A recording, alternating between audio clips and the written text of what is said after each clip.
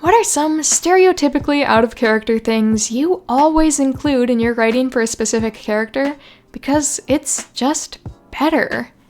For example, I always include some competent Jaskier in my Netflix Witcher fics. Always. Because my homeboy deserves to be respected, and not always be the damsel in distress. Plus, it makes for more realism than just, lol, comedic relief goes brrr. The show makes him seem like a freaking cartoon character. So I'm not asking for mere headcanons, but rather things that are genuinely considered out of character when it comes to the character in the media. Let's go read some answers to this post, and let me know your own examples. A trope that I've been loving recently is spiritually adept Sokka from Avatar. The man's fallen into the spirit world multiple times. Why shouldn't he be able to get vibes from it? If Toph blah blah blah spiritual mumbo jumbo Beifong can learn to commune with spirit vines, Sokka can become a spiritual guru. I'm with you. I quietly lower Deku from My Hero Academia's power levels from canon, so he can't just punch, kick, and curb stomp his way through everything. It's not something pointed out, just something I do. Midoriya really do be out here drop-kicking every single obstacle. We love that boy. I miss when he was forced to be analytic, so I try to bring that aspect of him back when I write him. The boy had written entire papers of how the quirks of heroes and villains work. If that kid hadn't been focused on being a hero, he'd have been a top researcher of how quirks work and function. Now that's an idea, huh? If there's a character who's an off-puttingly huge simp for another character, I am nipping that right in the bud. I hate it when otherwise likable, well-written characters get flanderized by canon as their only trait being how down bad they are for someone else. I'll have them fight with the object of their affections, maybe realize that they were putting them on too high a pedestal, or I'll write their crush right out of the story. For every moment of perversion I allow them, I force them to make up for it even more. I want to see characters who are looked down on finally showing their mettle and being pivotal to the story. One example would be Marinette in Miraculous Ladybug. I write for Fire Emblem Awakening sometimes, and whenever I do, I tend to straight up remove Tharja's obsession with Robin. It's a completely arbitrary and unjustified trait for her to have in the first place, so I feel no shame in removing it outright. I love Story Shift Kara with all my heart and soul, but I would rather stab myself repeatedly in the nads than write their canon speech patterns. Every time I go back to read the original Story Shift Sprite comic, I feel the intense need to shake them by the shoulders and yell, "Why do you talk like that?" If a character has a really annoying habit, I tone it down. If it gets annoying in the source material, it's gonna be annoying in the fic. Valid, I understand that, hence why either A. disappear Mineta from My Hero Academia, or B. replace him with another character, usually Shinzo. Or like most anime protagonists that are men have some perverted streak, or something that's supposed to be comedic but comes off as creepy. I delete those too. Oh yeah, I do that too, especially for Sanji since I'm mostly writing One Piece fanfiction. His perverted comedy seems so out of character in the original work that you just have to tone it down. In canon, the main character is a massive pervert with few other non-stock personality traits. In the name of giving the character more depth, that necessarily gets dialed back a couple of notches in my fics. And you are a hero for it. It's not really stereotypical, but I've noticed that I often need to do adjustments to characters who are supposed to be clever, secretive, manipulative, pragmatic, etc., to actually be those things. Sure, they usually are it to a degree, but then they also tend to do stuff that is just dumb and not any of those things, and it doesn't really fit the rest of their character. So that has to be fixed. I might do the whole sigh and rub my temples when I read fics with the same characters, and that author has done those errors even worse. Ah yes, the Slytherin problem. I don't care if every fic I read or write is technically wildly out of character because I hate that JK claimed they were ambitious, cunning, resourceful, determined, clever, and all of that good stuff, But then when we look at the actual people sorted into the house, we get Crab and Goyle. I'm reading something right now about a character whose main thing is that he's a genius, and he doesn't put together that these two kids have the same last name, even though he's met both and used each of their last names, and that they might be related. The big reveal of the fic, if I get that far, hinges on this being a big surprise. But dude, the man is a genius. He should have put that together. The comic relief character in the show is not just constantly making jokes or lightening up the mood, and has his own issues to face and overcome. If a character doesn't kill as a philosophy, but the show, movie, book, what have you, depicts them clearly injuring a person enough that they would likely in real life die, I tend to edit it in my fics so that those characters do de-escalation type fights instead. Media has no idea how fragile people are. I mean, really. I always edit out the completely canon humor around transphobia, thanks NCIS, and the fat jokes from 99% of everything. NCIS has transphobic jokes? Jeez, I didn't know that. In the early seasons, absolutely. None of the current characters. Yeah, shows like NCIS are just recent enough to feel current, but old enough to be cringingly out of touch with today's standards and sensibilities. Like, to an embarrassing degree sometimes. I make everyone gay. What do you mean those obviously perfectly straight dudes aren't queer-coded and or bi-curious for possibly MLM or bi-poly ships? Soft gays and useless lesbians are the best thing that ever happened to fiction, and I'm ready to die on that hill.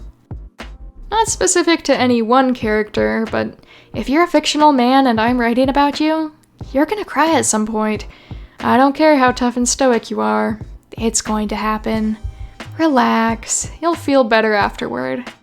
I always make the men really affectionate and emotionally supportive, whether as a friend, father, or lover. There's gonna be lots of hugs going around. For me, it's the villains being more humane rather than straight up monsters.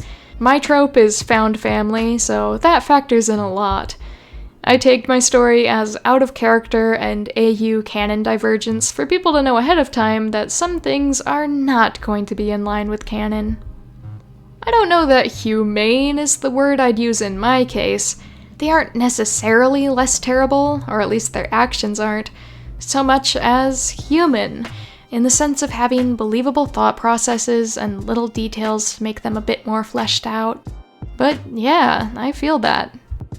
I do the opposite. I like finding a character that the showrunners love a little too much and never let be wrong, and emphasize their flaws. In Good Omens canon, Crowley hates changing form because the human-looking one is his favorite, and he worries he'll forget how to change back. But me, I have Crowley turn into a snake at the drop of a hat. Giving Knuckles from Sonic some of his competence back, the canon has largely made him into a gullible dork, but in his initial appearance, he was gullible with a side of actually kind of awesome, and I go back to that when I write him. There's actually very little dork, and only slightly more gullible when I write him. I write Hermione Granger from Harry Potter a lot more confident and in peace with herself than in canon. I write post-canon stories, and growing out of childhood insecurities is probably not exactly out of character, but she is definitely different to her canon self in some respects. Other than that, I usually write minor characters who don't have much of a personality in canon, so out-of-characterness isn't really an issue, I guess. Externally, he's as reserved and aloof as we've seen on the show, but internally, I write OG Spock as a swirling maelstrom of self-recrimination, self-doubt, self-loathing, and rather self-abusive. It creates great internal angst. Now this is the spicy content I enjoy. Internalized conflict and self-abuse is so tasty when boarding the angst train. My characters always end up smoking. I don't know why I write it so often. I don't even smoke a lot in real life. I'm currently writing a fic where my main characters are singers and dancers, and even they smoke. I really don't know why. That's actually pretty interesting. I wonder if it's, like, something psychological or something on your part? Like projection or something? I wonder the same. My fics tend to run quite bleak and gritty. Even with my glamorous and glitzy performer protagonists, I like to show the ugly side behind the curtain, and for some reason, smoking comes into play there. Not that it even affects my characters, they're non-human creatures, but it just kind of symbolizes slow self-destruction in a way, I suppose. I'm just a sucker for enemies to lovers, so making one of them be evil or misled is always fun. Also, making the one main character less of an actual stalker. I always made one character be an excellent father because I thought he would be given the chance. Fandom disagreed because his dad's a piece of shit and figured he'd follow in those footsteps. Joke's on them, he's now canonically an excellent parent. My favorite character in canon usually comes across as kind of a dick who rarely shows even the slightest affection for anyone. But I tend to portray him as being fairly affectionate to the people he cares about, just not in public.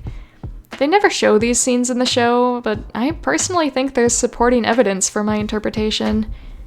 Also, everyone swears. I always make Jack and Sam best friends in my Supergirl fics.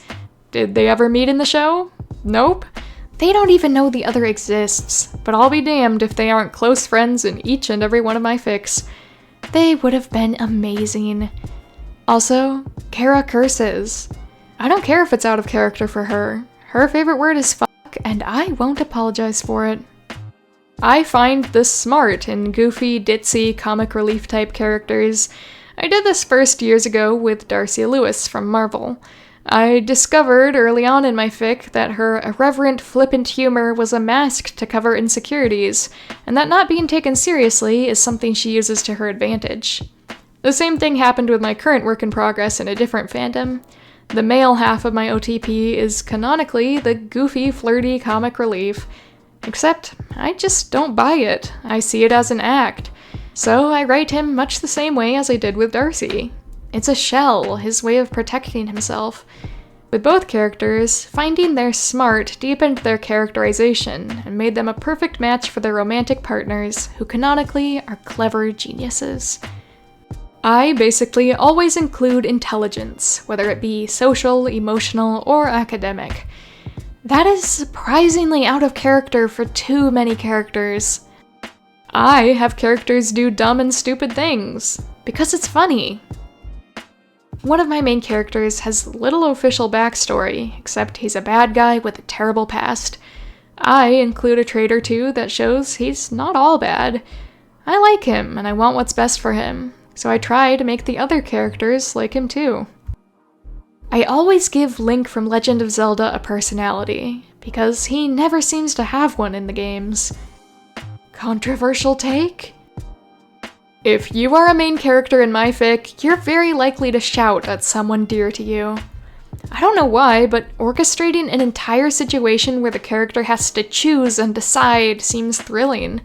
I even forced someone like Hu Tao from Genshin to choose between two evils, and now Satan should start to fear me.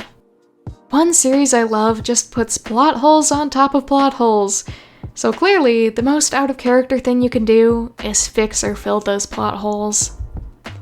I have a tendency to write all characters as bi, pan, kinky, and polyamorous, which I suppose could be seen as out of character.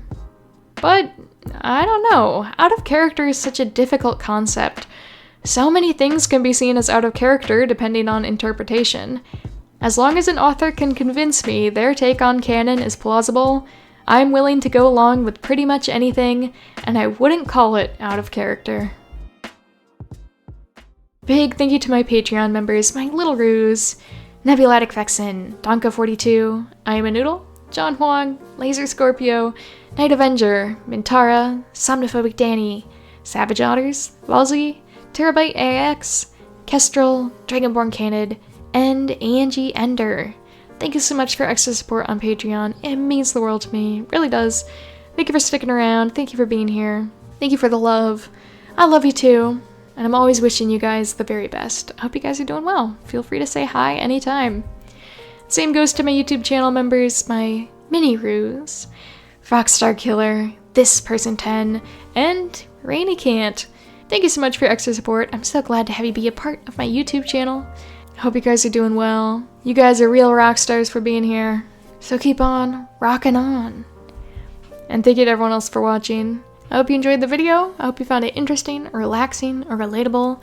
Comment your thoughts if you have any. Let me know what out-of-character traits you tend to include in your fanfictions. Do you make the characters better in some way, or worse, or just different because you can't handle writing them the way they are in canon? Maybe it's too difficult, maybe it's too cringy. There's so many different things it could be, so let me know. I'll see you in the next video. Thank you for supporting me, and I'll see you next time.